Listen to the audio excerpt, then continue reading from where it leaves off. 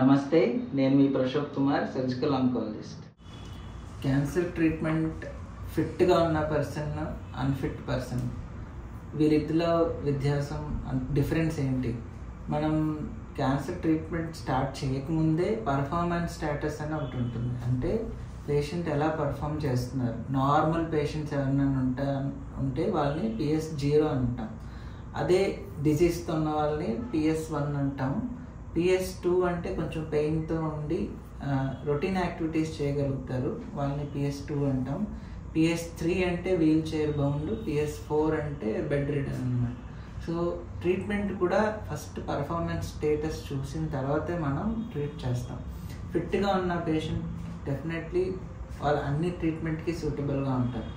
ఫిట్నెస్లో మళ్ళీ normal fitness ఇప్పుడు మనం చూసుకున్నట్టు బాగా హార్డ్ వర్కింగ్ ఒక లేబర్ వర్కర్ ఉన్నారనుకోండి, వితౌట్ ఎనీ హ్యాబిట్స్, వాళ్ళలో రికవరీ లెవెల్స్ చాలా బాగుంటాయి. ఎందుకంటే వాళ్ళ ఇమ్యూనిటీ సిస్టమ్ కానీ, బాడీలో ఉన్న స్ట్రెంగ్త్ కానీ.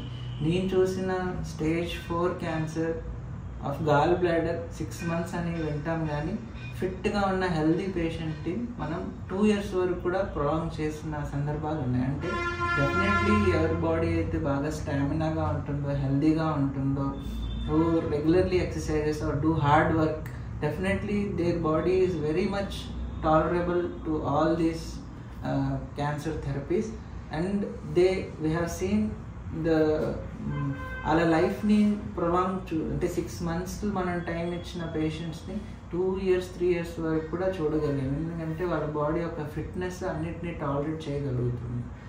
డెఫినెట్లీ ఫిట్గా ఉన్న patients they do very well when compared to sedentary. మనం చూస్తున్నట్టు ఎక్కువ మంది సెడెంటరీ లైఫ్ స్టైల్ ఉన్న వాళ్ళు, ఎక్కువ హార్డ్ వర్క్ చేయలేని వల్ల ఈ ట్రీట్మెంట్ కొంచెం సక్సెస్ రేట్స్ మనం చాలా తక్కువగా చూస్తాము. ఆ డిజీజ్ని బేర్ చేసే కెపాసిటీ కూడా తక్కువగానే ఉంటుంది. అందుకే క్యాన్సర్ ప్రివెన్షన్లో మనం ముఖ్యంగా చెప్పుకున్నది ఏంటంటే లైఫ్ స్టైల్ చేంజెస్లో ఎక్సర్సైజ్ అనేది చాలా చాలా ఇంపార్టెంట్.